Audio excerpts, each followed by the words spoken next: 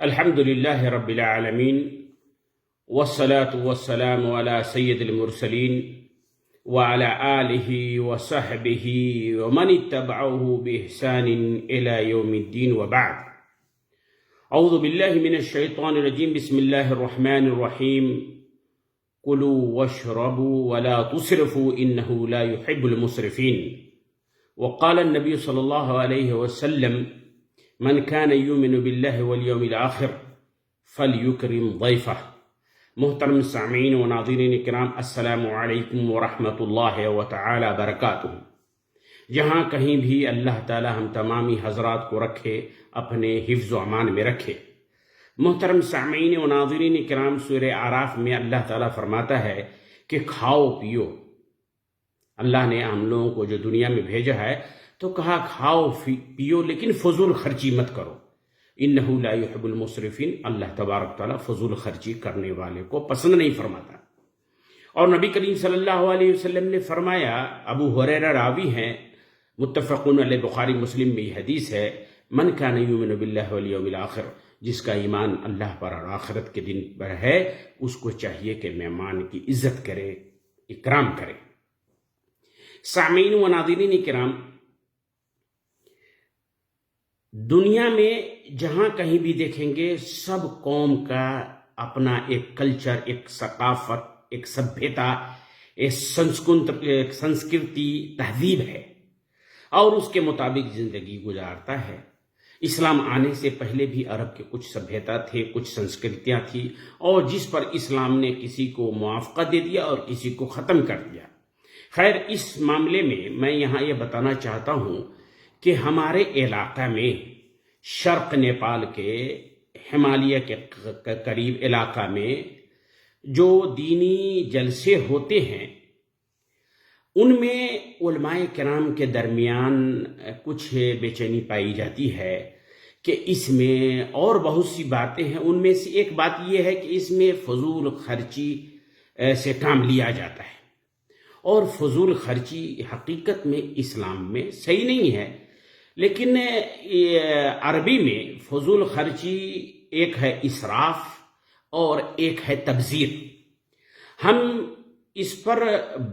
دونوں کی تعریف آپ کے سامنے پیش کر دیتے ہیں، تب میں اپنے موضوع پہ آتا ہوں. اسراف اور تبذیر، اللہ نے کہا وَلَا تُسْرِفُوا. اللہ پسند نہیں فرماتا ہے فضول خرچی کرنے والے پر. تو اسراف کہتے ہیں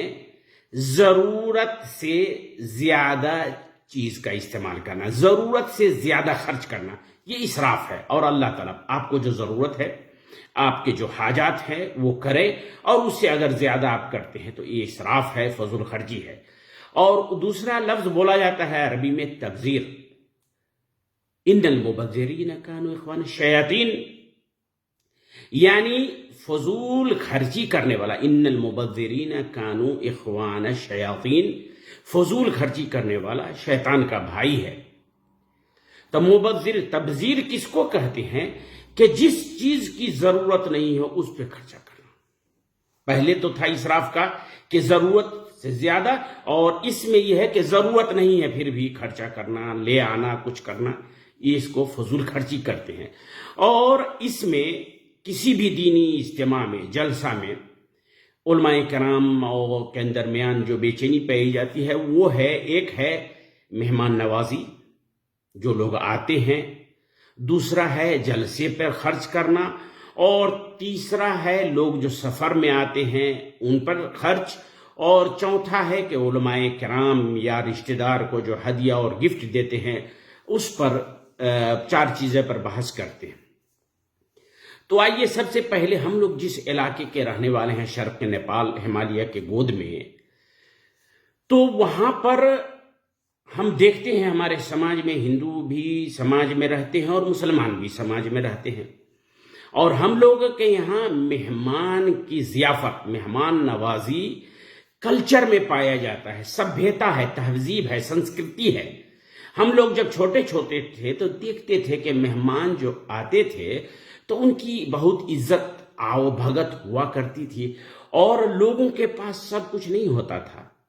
لوگ مہمان کو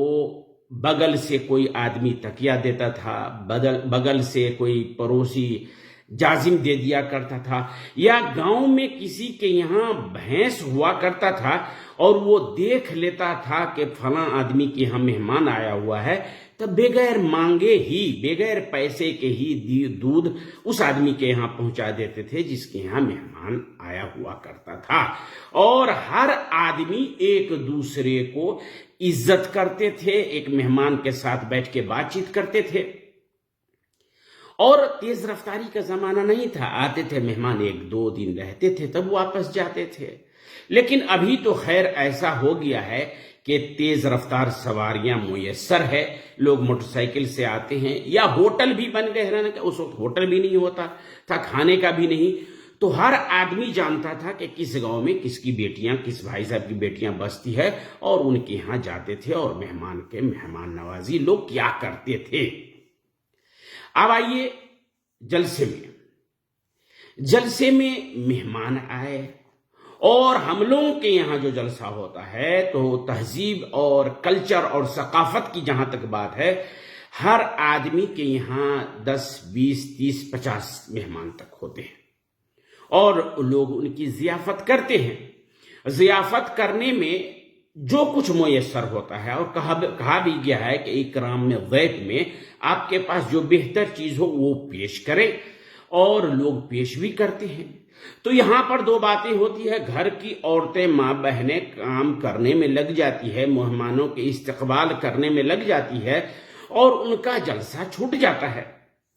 तो इस माँ बहने पर तो बात करेंगे। सबसे पहले ये है कि हम लोग के कल्चर और सकाफत में है मेहमान की जियाफत करना, और जब एज ए मुस्लिम हमारे इस्लाम ने भी मेहमान नवाजी का बहुत बड़ा फजलो करम बताया है शरीयत में, कि कहते हैं कि मन कान युमिनु बिल्लाहि वल यौमिल आखिर फलयुकरिम ज़ैफ़ा, यानी मेहमान की मेहमान नवाजी करना ईमान में, ईमान की अलामत में से है। और जब हम अपने इब्राहिम अलैहिस्सलाम के बारे में पढ़ते हैं, देखते हैं, उनको के बारे में बहुत बड़े मेहमान नवाज थे, बगैर मेहमान के खाना नहीं खाते थे, और अपने या गैर कोई भी आए उनको ये जियाफत करते थे। एक मर्तबा तो ऐसा हुआ कि फरिश्ते एक अजनबी के शक्ल में, अनजान के शक्ल में उसके पास आए, वो पहचानते भी नहीं थे, और जब वहां आए तो उनका इस्तकबाल किया, और कुरान में फरमाया फराग़ इला अहलिही फजाअ बिइज्लिन समीन, घर में गए और तैयारी करके खाना को पेश किया। तो इस शरीयत में इसके बारे में तो मना नहीं है। और आप देखेंगे कि हमारे लोगों के दरमियान जमहूरियत का निज़ाम है, तो किसी बात पर धरना देते हैं, और शाहीन बाग में धरना हुआ, कहाँ किसान का धरना हो रहा है, या जहां कहीं भी धरना जुलूस करते हैं, लोग अपने अपने सभ्यता, अपने अपने कर्म, अपने अपने कल्चर के मुताबिक सब एक दूसरे को खाना देते हैं, बांटते हैं, लंगर लगाते हैं। तो ये, और हमारी माँ बहनें जो जलसा में जाने से चूक जाती है, भर रात खाना बनाती है, इनके बारे में भी उलमाए कराम कहते हैं कि मिन बाब ताउन अलल बिर्र व तक़वा, यानी तावनु अलल बिर्र व तक़वा। तो जो बाहर से लोग आए हैं और जलसा सुनने के लिए आए हैं, उनको अगर मदद करते हैं कि इनको जरूरत जो चीज सब है, इंसानी जरूरियात, उससे भरपूर कर देंगे तो इत्मीनान से जलसा सुनेंगे। तो हमारी माँ बहनों को उसको क्या फायदा हुआ। मेरे मोहतरम सामीन व नाज़रीन किराम, मेरी माँ बहनों, आपके लिए भी इस्लाम में खुशखबरी है। नबी करीम सल्लल्लाहु अलैहि वसल्लम ने फरमाया, मन जहज़ गाज़ियन फ़क़द गज़ा, जिसने किसी को इस्लामी काम में, शरीयत के काम में, जिसने किसी मुसाफिर को,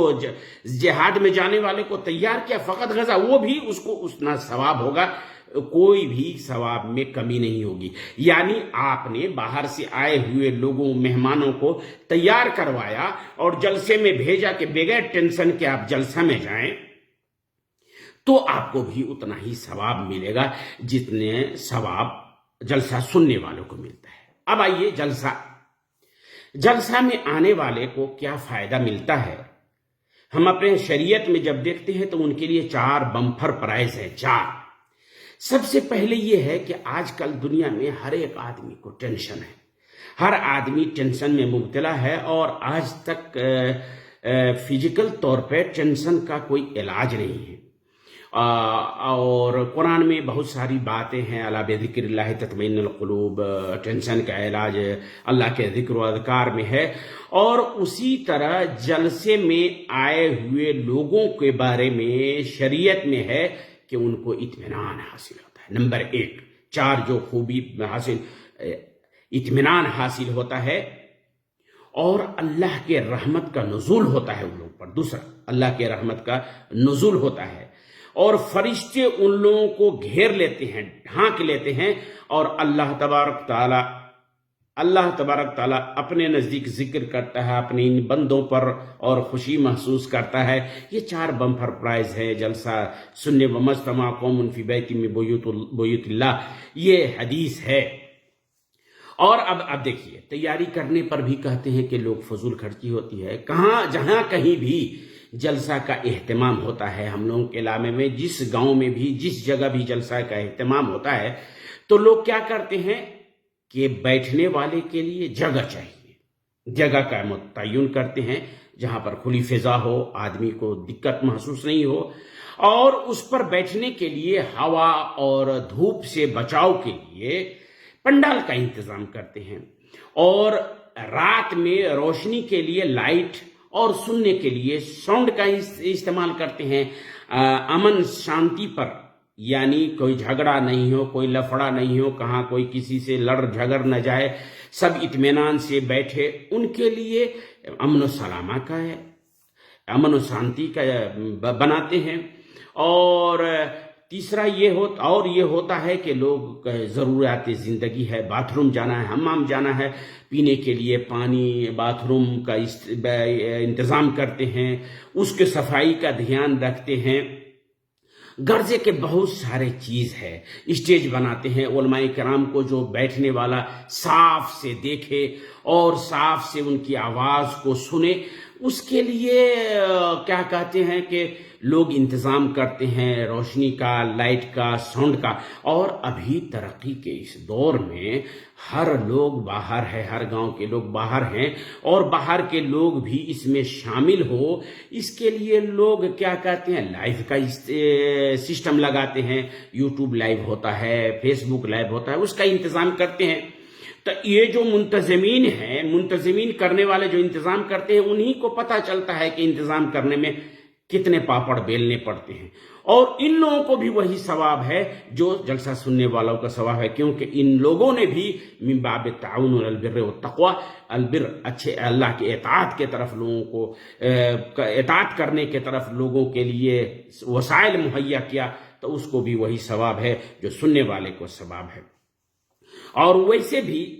نبی کریم صلی اللہ علیہ وسلم نے فرمایا فَلْيُبَلِّغِ الشَّاهِدُ الْغَائِبَ، جو ہماری بات نبی کریم صلی اللہ علیہ وسلم حج میں یوم النحر کے دن، قربانی کے دن فرمایا، جو میں باتیں کہہ رہا ہوں، جو لوگ ہیں، جو لوگ نہیں ہیں، ان کو پہنچا دے۔ اسی لیے لائیو اور یوٹیوب کے لائیو کا اور مباشر ڈائریکٹ دکھانے کا جو انتظام کیا، یہ بھی ہمارے حساب سے فضول خرچی میں نہیں ہے، بلکہ یہ من باب تعاون ہے، علی البر والتقوی، اطاعت، اللہ کی اطاعت کی طرف لوگوں کو تعاون کرنا۔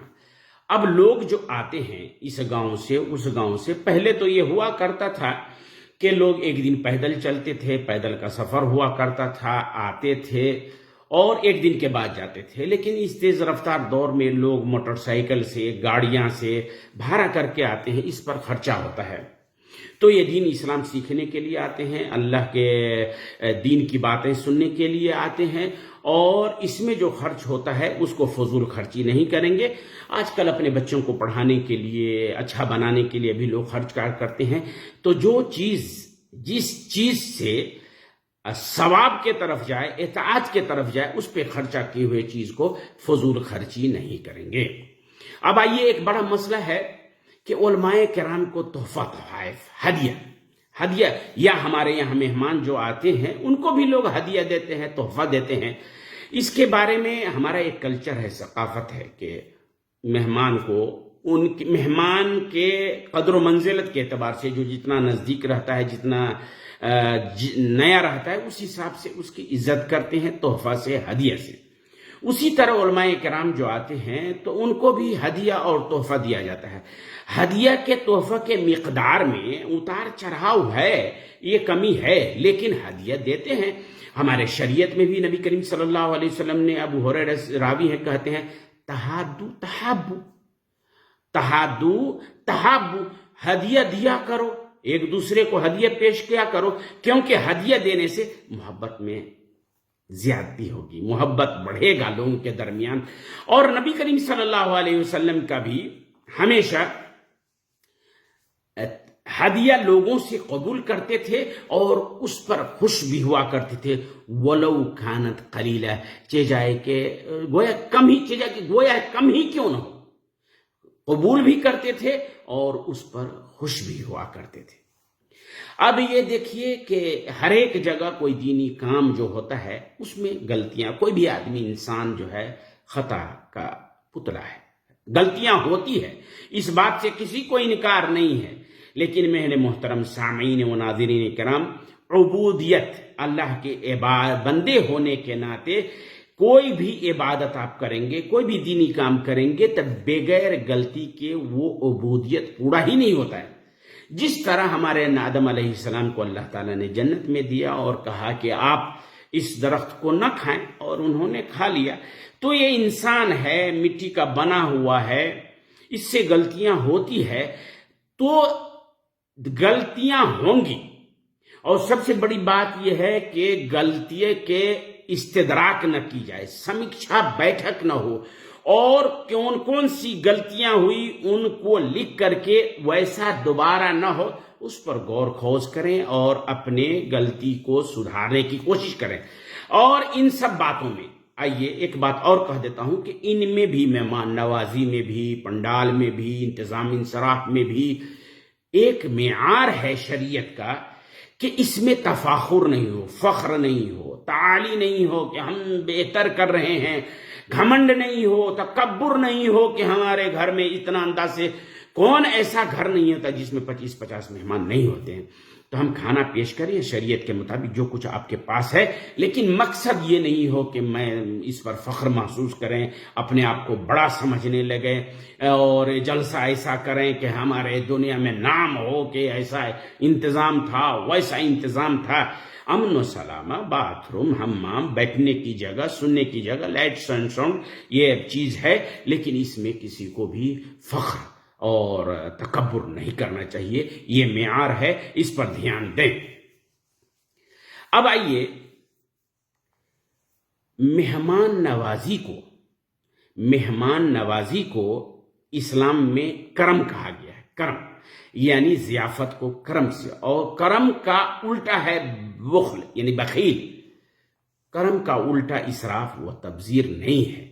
اس لیے میرے محترم سامعین کرام، کچھ باتیں، دنیا میں کوئی بھی بات ایسی نہیں ہے جس کے ایجابیات و سلبیات ہوتے ہیں، تو ہم لوگ دیہات کے رہنے والے، ہم لوگ جانتے ہیں کہ جلسہ سے کیا کیا فائدہ ہوتا ہے لوگوں کو، لوگ ایک دوسرے سے ملتے جلتے ہیں، تعارف بھی ہوتا ہے، رشتے میں نیا پن بھی آتا ہے، محبتیں بھی بڑھتی ہے، مہمان نوازی کا موقع بھی ملتا ہے، اور لوگ علماء کرام آتے ہیں، مختلف موضوعات پر بات ہوتی ہے، اور لوگ کچھ نہ کچھ سیکھ کر بھی جاتے ہیں۔ اس لیے میرے محترم سامعین کرام، مکمل طور پہ جلسوں میں فضول خرچیاں نہیں ہوتی ہے، اس کو جائزہ ہم لوگوں نے نزدیک سے لیا ہے، اور اللہ تعالیٰ سے دعا بھی کرتے ہیں کہ اللہ تعالیٰ ہم لوگوں کو فضول خرچی سے، ہم لوگوں کو تکبر سے، عناد سے، دوسرے پر برتری حاصل کرنے سے بچائے۔ ربنا اغفر لنا ذنوبنا واسرافنا فی امرنا، ربنا اغفر لنا ذنوبنا واسرافنا فی امرنا وثبت اقدامنا وانصرنا علی القوم الکافرین۔ یا رب العالمین، ہم لوگوں کے گناہوں کو بخش دے، اور ہم لوگوں کے کسی بھی کام میں اسراف و تبذیر سے بچا، متوسط، ہم لوگوں کو متوسط کام کرنے کی توفیق عطا فرما، جس میں نہ اسراف ہو اور نہ تبذیر ہو، اور ہم لوگ جو نیک عمل کرتے ہیں، ایک انسان، معمولی انسان، خطا کا پتلا آپ کے سامنے پیش کرتے ہیں، اللہ تعالیٰ اس کو تو قبول فرما، ہم لوگوں کے دلوں سے ریا نمود کو ہٹا دے، ہم لوگوں کو دل میں توفیق دے کہ وہ کام کریں جس سے اللہ خوش ہو، جس میں شریعت میں اجازت ہے، اور ہم لوگوں کو آپس میں سب آدمی کو مل جل کر کے رہنے کی توفیق عطا فرما۔ اے اللہ تبارک تعالیٰ، ہم لوگ آج کل ہم لوگوں کے علاقے میں کوئی کسی کی سنتا نہیں ہے، کوئی کسی قیادت ماننے کے لیے تیار نہیں ہے، قائد بھی بن جاتے ہیں تو وہ قائد کا صحیح طریقے سے رول نہیں ادا کرتے ہیں۔ اللہ تعالیٰ ہم لوگوں کے درمیان کسی اچھے قائد کو بھیج دے، اچھے کپتان کو بھیج دے، اچھے رہبر اور گارجین کو بھیج دے، جو ہم لوگوں کو صحیح طریقے سے گائیڈ کریں، سب کو لے کر چلیں۔ اللہ تعالیٰ ہم لوگوں کے گناہوں کو بخش دے، ہمارے جو پہلے اسلاف گزر چکے ہیں اللہ تعالیٰ ان کو بخش دے، جو بیمار ہیں ان کی شفاء کلی عطا فرما، اور جو قرض دار ہیں ان کے قرض کی ادائیگی فرما۔ اے اللہ تعالیٰ سب کے اوپر تو آسانیاں فرما، اور یہ جو بیماری ہے کرونا، اے اللہ تبارک تعالیٰ جانے کا نام نہیں لے رہا ہے، ہم لوگ گناہ گار ہیں، تیرے سامنے توبہ کرتے ہیں اپنے تمام گناہوں سے، اللہ تعالیٰ ہم لوگوں کے طرف اوپر سے یہ وبا کو دور کر دے۔ بارک اللہ لنا ولکم فی القرآن العظیم، ونفعنی وإیاکم بالآیات والذکر الحکیم، انہ تعالی جواد کریم ملک الرؤوف الرحیم۔ والسلام علیکم ورحمۃ اللہ وبرکاتہ۔